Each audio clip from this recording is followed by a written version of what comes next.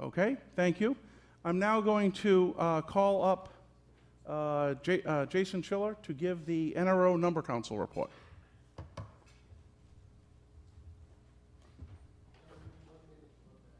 Oh, okay. I will sing. What shall I sing? Come on up, Jason. We can do a duet.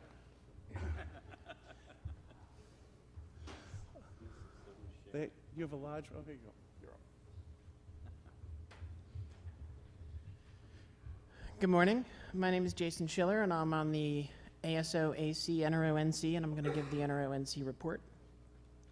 So, I'm going to talk a little bit about what the NRO NC is, our recent activities. What is the NRO?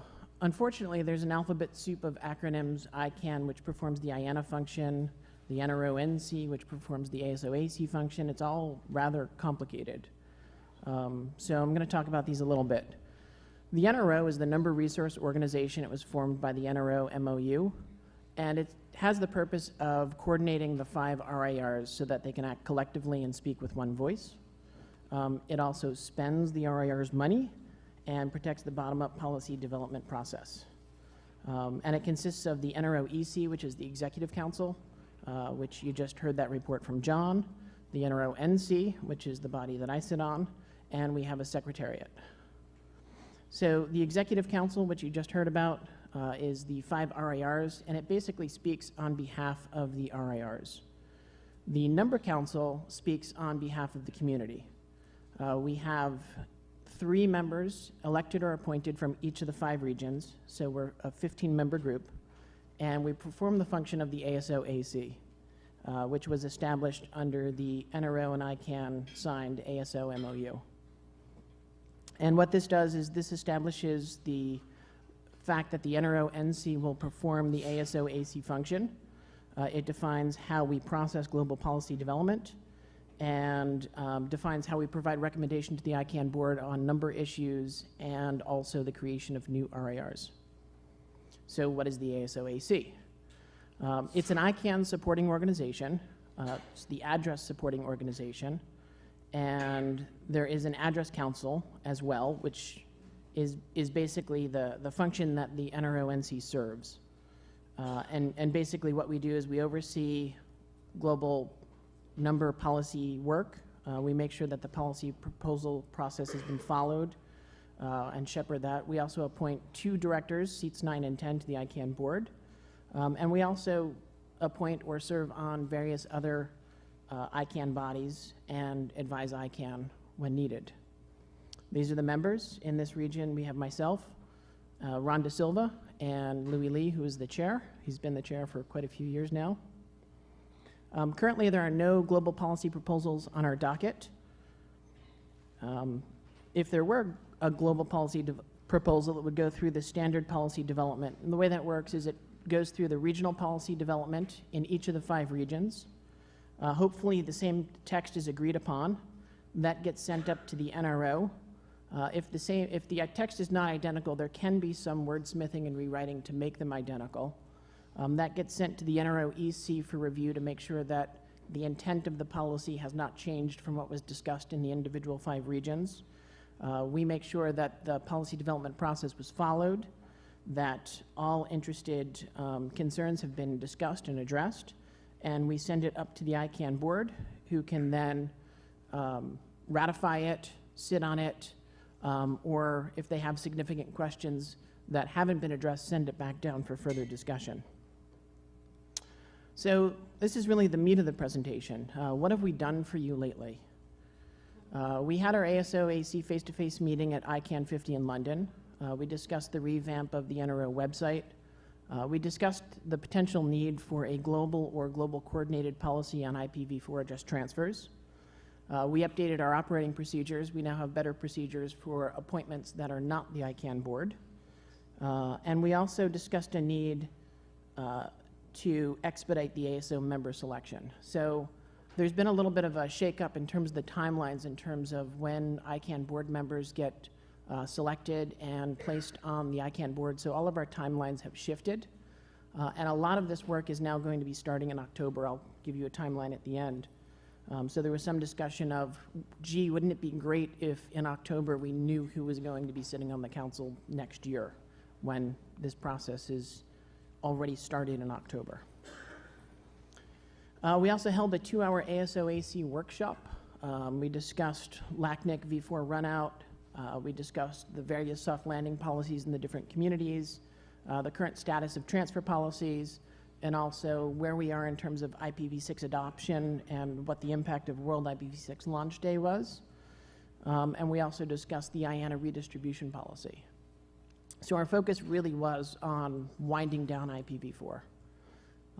Sadly, our workshop was not heavily attended by members of the traditional ICANN attendees. We did see a lot of faces from this community and the other RARs, though. Recent appointments. We have a new ASOAC member from APNIC who will be starting in January, Dr. A.J. Kumar. We also appointed Hans Petter Holland, who used to be on the ASOAC, to the ICANN NOMCOM, and Hartmut Glasser is serving on the Oversight Transition Coordination Group. So, at the last ARIN meeting, there was a bit of a scurry. LACNIC was about to run out of ASNs and they were going to go back for more, and we suddenly realized that there were less 2-byte ASNs in the pool than LACNIC could potentially take out in one go. And there was a little bit of a panic and a little bit of an excitement, and it kicked off this discussion in this region about what is the right thing to do with regard to 2-byte and 4-byte ASNs. And in this region, we noted that we are primarily using 2-byte ASNs and very few 4-byte ASNs. So what's going to happen in this region likely is we're going to run out of 2-byte ASNs, and we will be sitting on 4-byte ASNs. And if those 4-byte ASNs are underutilized enough, we will not qualify to get more ASNs from the IANA. So the question was, can we sort of set aside the 4-byte ASN utilization and the 2-byte ASN utilization and look at them separately? And we had discussions in this community at Open Mic. We had an emergency ASOAC meeting. We had a breakout table at breakfast. And what we heard from this community is there's no reason why anybody shouldn't be able to use 4-byte ASNs. And if we give out too many 2-byte ASNs and not enough 4-byte ASNs, well, then people will start using 4-byte ASNs, and this is not a technical problem. So this actually conversation spurred off questions from the IANA, and they asked for some advice regarding the Internet Assigned Authority policy for allocation of ASN blocks to the regional internet registries. This is the policy here. It basically says after December 31st, 2010, there will be no distinction between 16-bit and 32-bit ASNs. And this is the policy under which they're given out. You have to show that you're 80% used before you can come back and get more. So the RARs raised this question. It went up to the IANA. The IANA asked for advice directly from us. And what we basically responded with was we said, when judging if an RAR is eligible to receive one or more additional ASN blocks from the IANA per Section 3, the IANA must consider the utilization of the total undifferentiated pool. Meaning, you can't just set the 2-byte ASN usage aside and look only at the 4-byte ASN usage. And you can't just set the 4-byte ASN usage aside and look only at the 2-byte ASN usage. They also asked a question about, you know, it seems that the RARs are managing them in 2 separate pools, but the global policy says they have to be undifferentiated. So we commented on that as well. We said how an RAR manages their undifferentiated pool is within each RAR's consideration per their operating procedures and policies. We further stated that there's no requirement in the policy to form the block of 1024 AS numbers out of a single contiguous set. This is consistent with advice that we had previously given to the IANA. So per that advice and per the past practice of RARs having the option of requesting a block of 1024 addresses that consist of a non-contiguous block of a specific amount of 16-byte and 32-byte only ASNs, this process can continue. We then also turned around and sent a formal response to the NRO NC, and we suggested to them that they certainly could decide that they're going to take only 99 2-byte ASNs out of the pool, which would roughly carve it up into 1/5 each. And we asked if such an agreement was reached, that it be done so transparently and openly, and that the RIR communities are informed about such an arrangement. So what's happened? Well, LACNIC came back, they ran out of ASNs, they asked for more, and APNIC did as well. And both of them chose to take only 99 2-byte ASNs. Last thing I wanted to talk to you about is work that we are just about to embark on. We'll be filling seat 9 for the ICANN board. This is a seat that's currently held by Ray Polzak. Seat 10, which is the other seat that we appoint to, is held by Kwai Wu, which means seat 9 can be filled from anyone that is not from the APNIC region. So we've got the timeline here. We're going to be starting our nomination phase the 24th of October, and this should run all the way through the selection through mid-April. So if you have some recommendations for who you'd like to see on the ICANN board, find myself or Louis or Ron. Let us know who you like and why you like them. And definitely, once the nominations start getting published, please do comment if you have comments to share. Questions? CJ, yes. Hi, Kathy Aronson. You were talking about the globally coordinated policy on one of those slides. I just wanted, maybe you could speak for just a second, because I had a whole discussion last night about why there isn't a global policy for IPv6, which there once, of course, was, but that a global policy from this perspective is a policy that is developed for specific instructions to the IANA, but there is no global address policy, so to speak. Do you know what I mean? It's the age-old problem, and I think a lot of people may not be up to speed on that. So I'm not sure what you're asking. Well, It we sounds like you're can't, making a comment. my point is that under the umbrella of all of this, GORP, you can't actually have a global address policy, for example, because a global policy from the position of the ASO AC is a specific policy that tells the IANA what to do or what not to do. Okay, and yes. that's the only global policy that exists, right? Or has that changed? There's a global policy on ASN distribution. There's, I think, Right, three but that's global an policies, right? instruction Yes. for the IANA, Yes, yes. right? Yes, And so- what I'm saying is, like, we had a globally coordinated IPv6 Yes. policy for like 5 minutes, and then individual RIRs changed it, which they can do.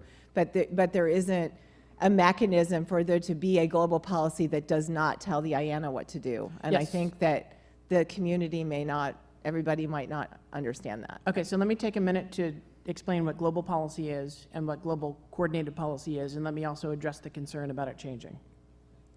So a global policy is one that has in its definition some action that the IANA must take. So these policies can also have regional pieces to them as well. They can have requirements on the individual RIRs. So for example, a policy that says the IANA will give out ASNs in a certain size block, and the RIRs must manage them to 80% full before they can come back and get more. And the RIRs must manage them as an undifferentiated pool. So this policy has requirements both on the IANA and the RIRs as well. And this is a global policy by definition because it requires the IANA to do something. A global coordinated policy is a policy that does not have any impact on the IANA. So for example, we might have a policy that says when any RIR runs out of business as usual IPv4 space from the free pool, the 4 other RIRs should immediately empty their pools as well.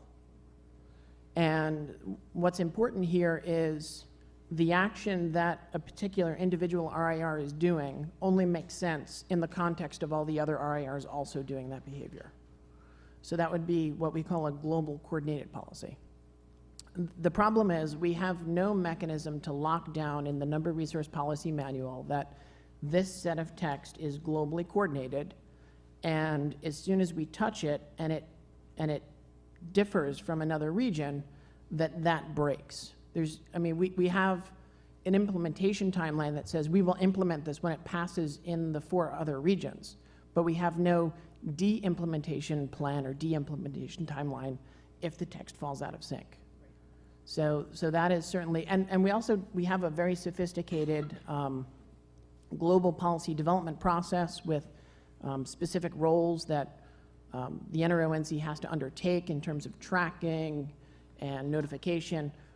We don't have that formal process set up for globally coordinated policies, although we do tend to follow it. So yes, there are certainly some challenges with respect to globally coordinated policies. Did that cover your questions and concerns? Yeah, I think so. It's just that, like I said, we had the globally coordinated V6 policy, but there's no mechanism to keep it in sync, and that, right. I'm closing the mics. All right, thank you, everyone.